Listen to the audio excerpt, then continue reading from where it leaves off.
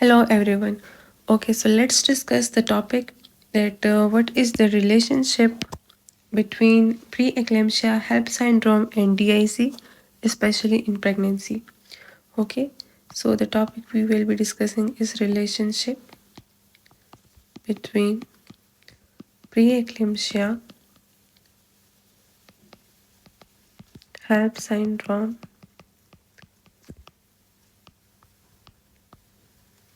and DIC. How these three diseases correlate with each other, let's discuss. Okay, think of these three conditions as a progression where one can worsen into the next. For example, preeclampsia, if worsen, it develops to HELLP syndrome, and if the HELLP syndrome worsen, then it develops to DIC. Okay, the first one that we will be discussing is preeclampsia. Preeclampsia can progress to HELLP syndrome, and if severe, it can further progress to DIC, that is disseminated intravascular coagulation. Now let's break it down. The first one is preeclampsia, which is the starting problem. All the problems start from here. Okay. Preeclampsia begins due to abnormal development of placental blood vessels. How preeclampsia begins? It begins due to the abnormal development of placental blood vessels. Whenever there is pregnancy and abnormal placental blood vessels form, it leads to preeclampsia, that is pregnancy induced hypertension. Now what happens? This leads to high blood pressure, that is hypertension. Also, it leads to proteinuria, that is increased proteins in the urine. Proteinuria. Due to hypertension, the kidneys does not work properly, due to which excess of protein started excreting in the urine. Also, endothelial damage occur. Endothelial damage, that is blood vessel injury. This is also due to increased hypertension and preeclampsia. Also, reduced blood flow occur, due to which end organ damage happen. Reduced blood flow to the organs. Okay, which organs? These are kidneys, liver, brain, and placenta. These are the organs that are damaged due to preeclampsia. Okay, what is the starting problem? That is preeclampsia. What happens? Abnormal development of placental blood vessels occur, which leads to preeclampsia. Due to preeclampsia, what happens? Blood pressure increase, due to which the kidneys does not work properly and proteinuria occur. Also, there is abnormal development of placental blood vessels, which leads to hypertension, and hypertension leads to endothelial damage of the blood vessels, and the reduced blood flow to organs lead to kidneys, liver, brain, and placenta damage. So the key organ effects are kidneys. How it affected? It leak protein, due to which excess creatine formation occur. That's why whenever we detect that there is a preeclamptic patient, we do her creatinine test. This detects the end organ damage, that is kidneys. Okay, also liver is damaged. This is kidney, then liver. What happens? Reduced blood flow to the liver occur,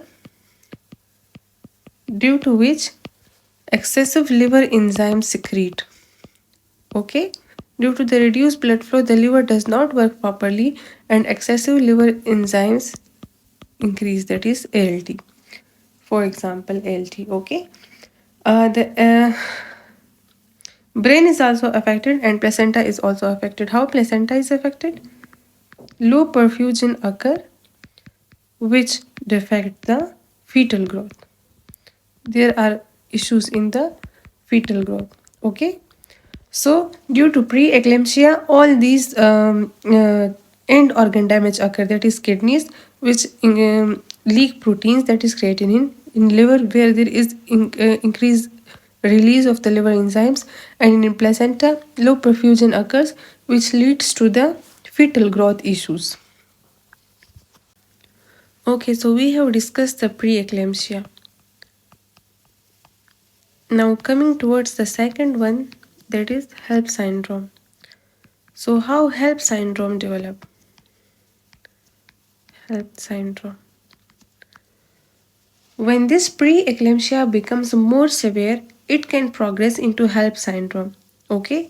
When preeclampsia, as we have discussed all the symptoms in preeclampsia, if it becomes more severe, then it develops to HELLP syndrome. Now how? Let's what HELLP stands for? It stands for hemolysis. Hemolysis is the destruction of red blood cells. Okay?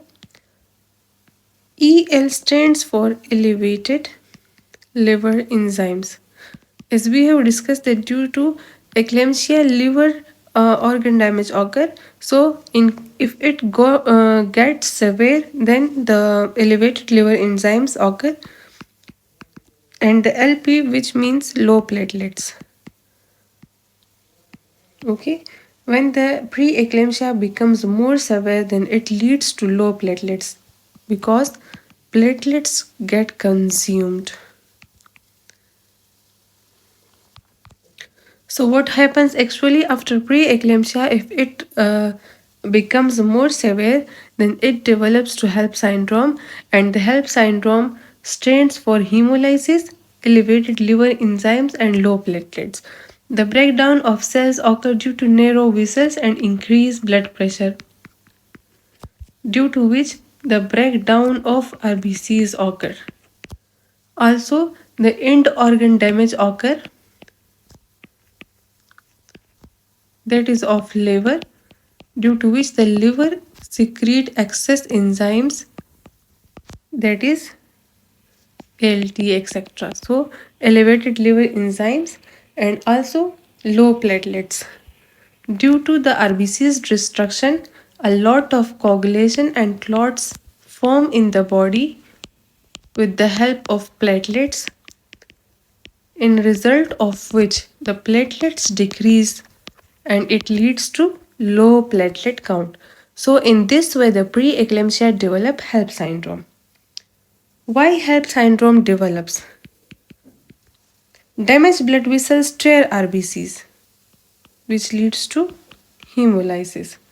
Liver become ischemic, due to which liver injury occur. Ischemic means low blood flow to the liver, and platelets are used up in repairing vessel damage, which leads to thrombocytopenia, that is low platelets count.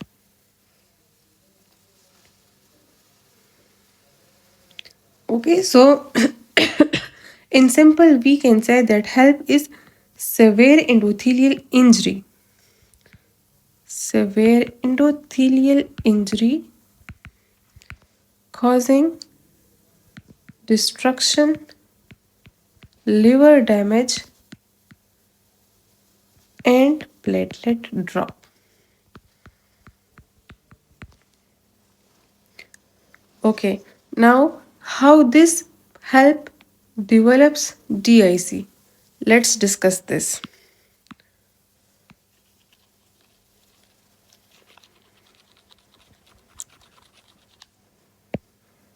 Okay, so DIC is the final and most dangerous stage. Most dangerous stage. Okay, if HELPs become more severe, or if there is massive endothelial damage,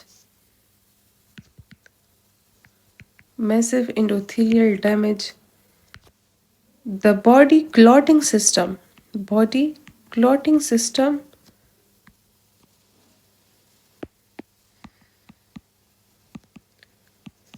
goes into overdrive. means it is activated excessively.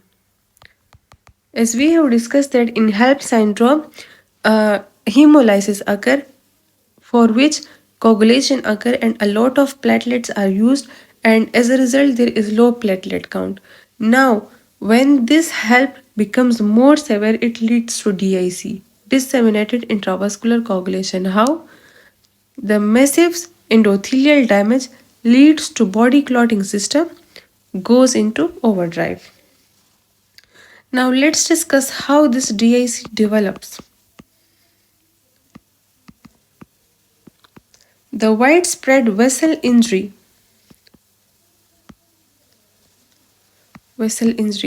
it leads to the activation of clotting system. What happens as a result? Tiny clots begin forming throughout the body. So platelets plus clotting factors get used up. Okay, so what happens in the end? Nothing left, and the mother starts bleeding excessively. What are the most prone area that bleeds excessively? These are gums, IV sites, intravenous sites. Vaginal bleeding and also internal bleeding occurs sometimes. Okay, so what happens when the HELLP syndrome becomes severe? It leads to DIC. In DIC, due to the severe massive endothelial damage, the body clotting system overactivates and it leads to activation of clotting system. Tiny clots begin forming everywhere, and as a result, platelets plus clotting factors all get used up and nothing left, and as a result the mother starts bleeding from gums, IV sites, vaginal bleeding and internal bleeding. So we can say that DIC in simple is body clots too much at first and then uses all clotting system, and then the body bleeds uncontrollably. Okay, this is the DIC. So now let's revise the relationship, that what is happening actually and how these three terms are correlated. So what happens in preeclampsia? Blood vessels damage starts, which leads to HELLP syndrome, in which blood vessels damage get worsens, and the RBCs break, liver gets inflamed, and platelets drop, which leads to DIC as a result. That is, clotting system becomes exhausted and uncontrolled bleeding begins. Okay, so the one line summary of all this video is that preeclampsia causes widespread blood vessels injury, HELLP causes breakdown of blood cells, liver injury and low platelets, and severe HELLP can lead to excessive clotting system and then excessive bleeding.